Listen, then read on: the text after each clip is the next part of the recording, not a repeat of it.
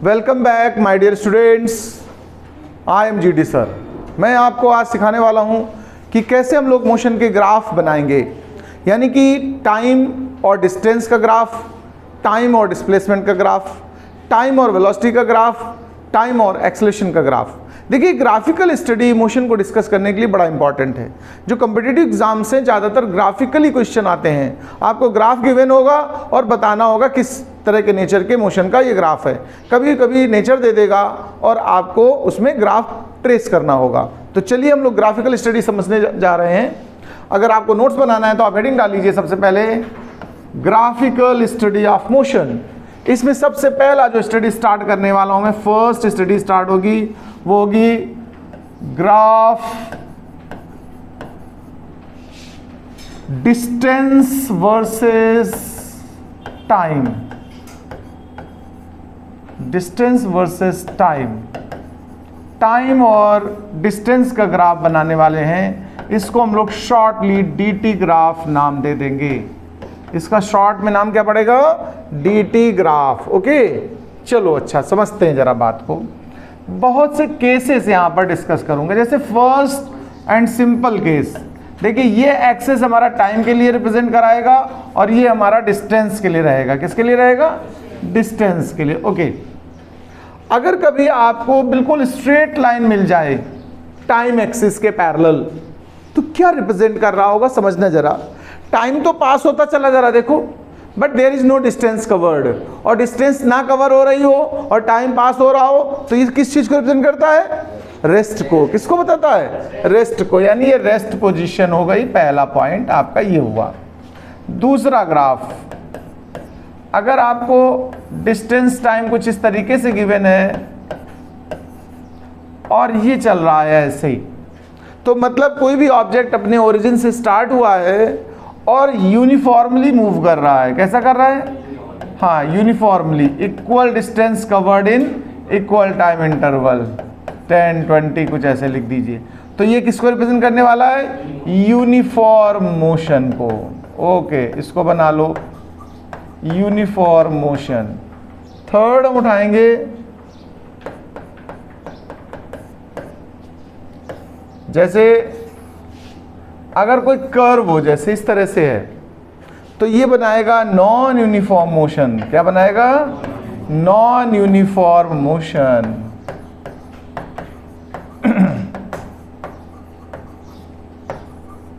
एक और देख लीजिए जरा,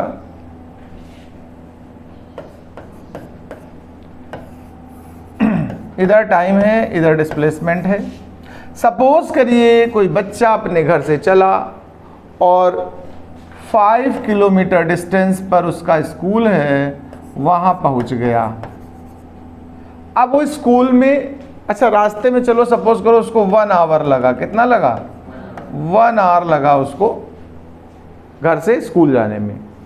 अब स्कूल में ये 5 आवर रुकता है। कितनी देर रुकेगा स्कूल में? 5 आवर रुकेगा भाई।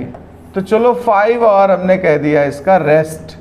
भाई स्कूल में रेस्ट नहीं, एक्चुअल में वो स्टडी कर रहा होगा। ऐसा नहीं कि स्कूल तुम सोचो कि रेस्ट करने गया, बट मोशन के अकॉर्डिंग इस पोजीशन को हम क्या बोलेंगे? रेस्ट। वो 5 आवर वहाँ रेस्ट कर रहा है, यानी कि पढ़ाई कर रहा है। तो ये हो गए आपके टोटल कितने? 6 आवर। ओरिजिन 0 से स्टार्ट हुआ ना। अब वो वापस कर रहा है भाई, रिटर्न हो रहा है। देखो 1 घंटे में फिर से वापस आ गया। तो अगर कभी इस तरह का ग्राफ मिले आपको, तो ये बता रहा है आउट गोइंग, यानी घर से बाहर जाना, ओरिजिन से दूर जाना।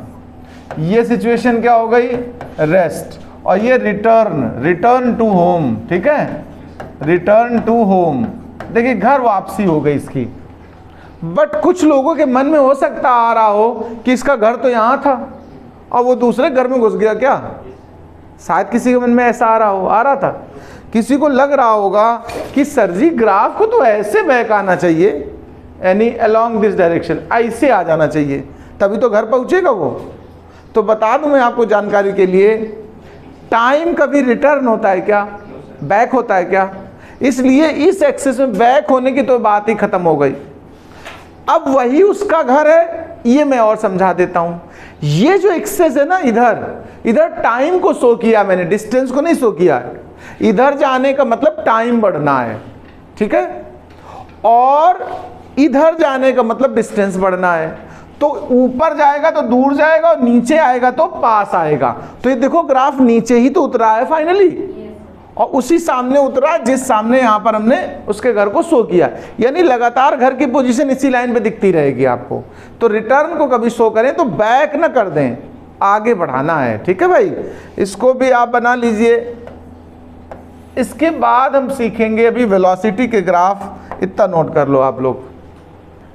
तो चलिए हम लोग dt ग्राफ तो सीख चुके हैं, अब हम आपको vt ग्राफ यानी वेलोसिटी और टाइम ग्राफ सिखाने जा रहे हैं। तो चलिए टाइम का एक्सिस तो हमने बहुत पहले आपको बता दिया है कि हम लोग फिक्स कर देते हैं। टाइम आप ज़्यादातर दे लीजिएगा x एक्सिस पर, लेकिन y एक्सिस वेरी करता रहेगा। जैसे उधर दी लिया था, अब हम लोग वेलोसिटी लेंगे v।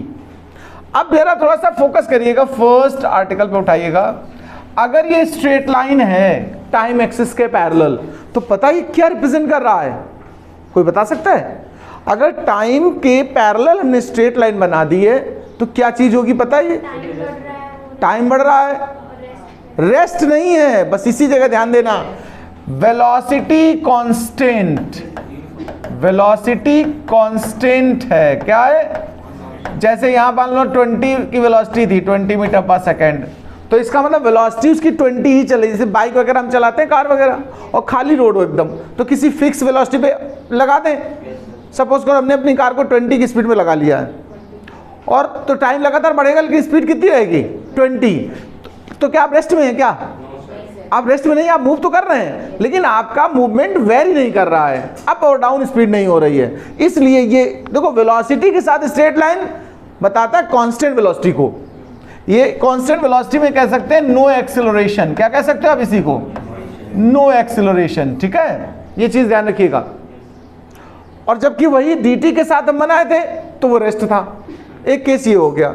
दूसरा केस सुनिए, अगर हम उसी तरह का ग्राफ यहां फिर से बनाएं ऐसे, तो ये पता क्या बताएगा? यूनिफॉर्म वेलोसिटी नहीं बताएगा, ये यूनिफॉर्म एक्सेलरेशन को बताएगा। क्या बताएगा? Uniform acceleration. ध्यान देना भाई साहब सब लोग, इसको यूनिफॉर्म एक्सीलरेशन कहेंगे। अब सुनिए, ये वेलोसिटी है मतलब इस तरफ। एक और चीज सुनिए,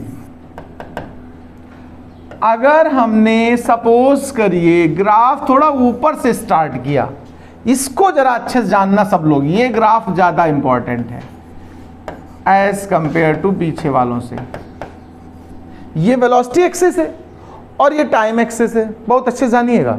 हमने यहाँ ओरिजिन से नहीं स्टार्ट किया है, हमने थोड़ा ऊपर से स्टार्ट किया। पता ये क्या बता रहा होता है? क्या इन्फॉर्म करता है?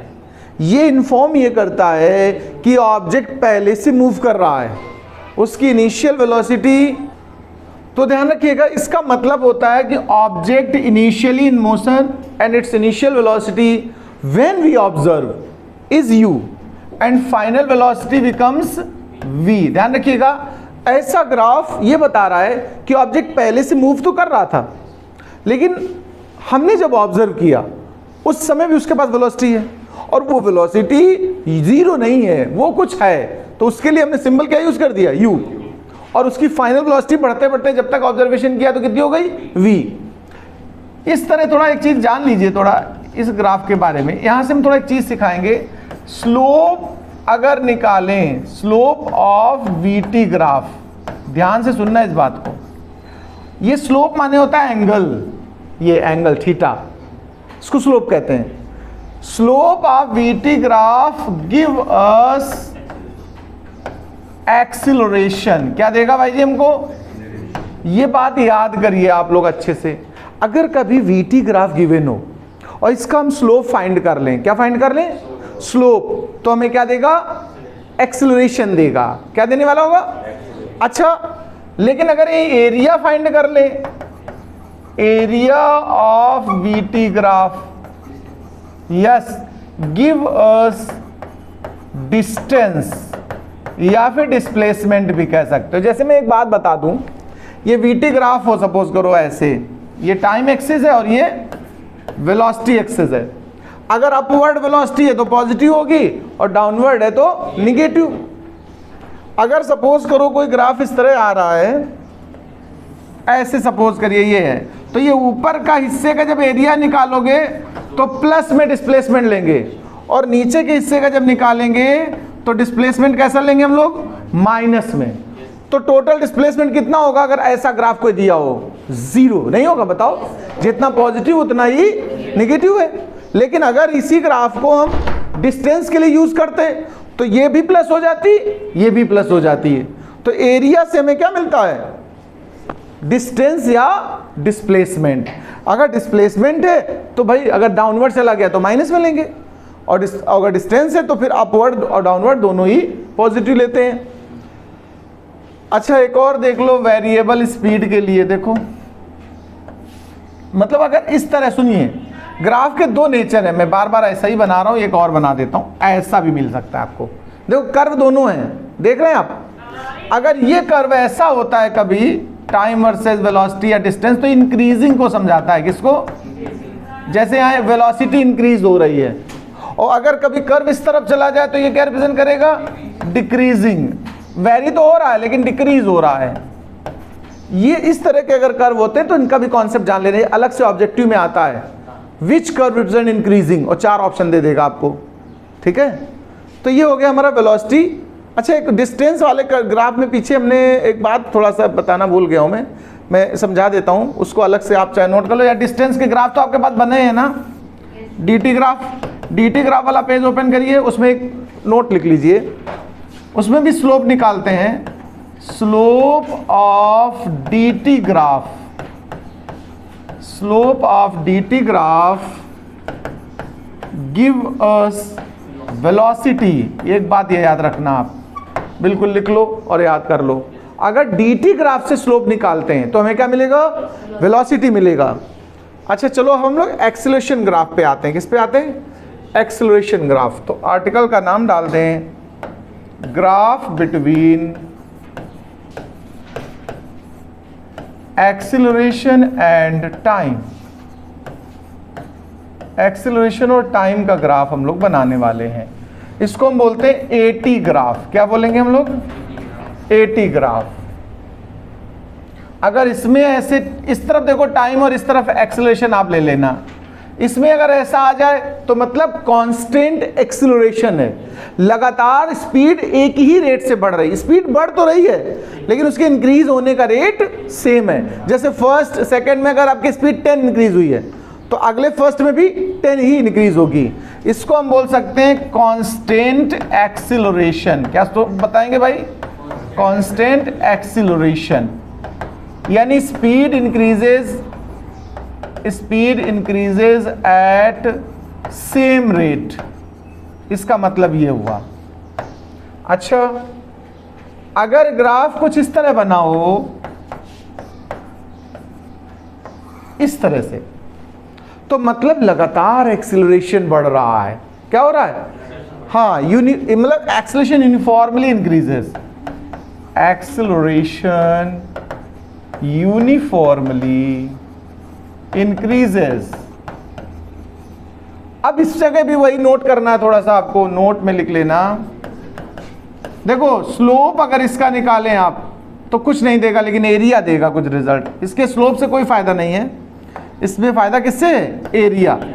अगर एरिया निकालें, area of eighty graph, area of eighty graph give us velocity. मैं एक समरी बताता हूं इस तरह के कॉन्सेप्ट की, फिर एक साथ नोट कर लेना, जरा सुन लीजिए, बहुत अच्छे सुनिए। पहले नोट करने पर कतई फोकस मत करिए, नोट्स तो आप बाद में बना सकते हो, फोकस किस पे करिए, स्टडी पे। कॉन्सेप्ट अगर मिस हो गए तो फिर दोबारा देखो वीडियो, हमें क्या है। सुनिए ध्यान से प्लीज, मैं एक चीज सिखा रहा हूं। मैंने अभी आपको एक ग्राफ सिखाया dt, एक सिखाया vt और एक लास्ट में at। बोलो इतना बताया कि नहीं बताया, बताओ।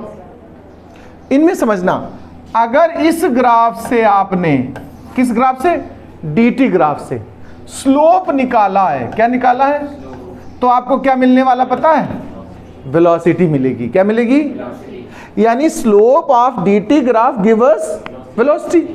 और स्लोप ऑफ vt ग्राफ अगर निकालो तो क्या देगा हमको, एक्सेलरेशन। क्लियर बात। स्लोप हमेशा नीचे वाली क्वांटिटी देता है। जैसे d वाले और t के साथ स्लोप निकालो तो क्या देगा v, और v वाले का स्लोप निकालो तो क्या देगा a, एक्सेलरेशन। इसका इन्वर्स समझना, अगर हमने एरिया निकाला है, क्या निकाला है, तो हमें क्या देने वाला है वो वेलोसिटी। किससे निकाला हो, at से। लेकिन अगर vt से एरिया निकाला हो तुमने तो क्या देने वाला है हमें, डिस्टेंस या डिस्प्लेसमेंट। नहीं याद रहेगा, एक बार अच्छे से देखो, मैं पूछूंगा अभी, फिर सुन लो। अगर dt ग्राफ से स्लोप फाइंड करें तो क्या मिलने वाला होता है, वेलोसिटी। अगर vt ग्राफ से स्लोप निकालो तो एक्सेलरेशन। t तो कॉमन है, t से कोई मतलब नहीं, मतलब d का स्लोप v देता है और v का स्लोप a देता है, a का एरिया v देता है और v का एरिया d देता है, t तो सब में कॉमन है। इस तरह से समरी याद कर लीजिए। ग्राफिकल स्टडी कंप्लीट हुई है, इसको नोट कर लीजिए, फिर मैं पूछता हूँ।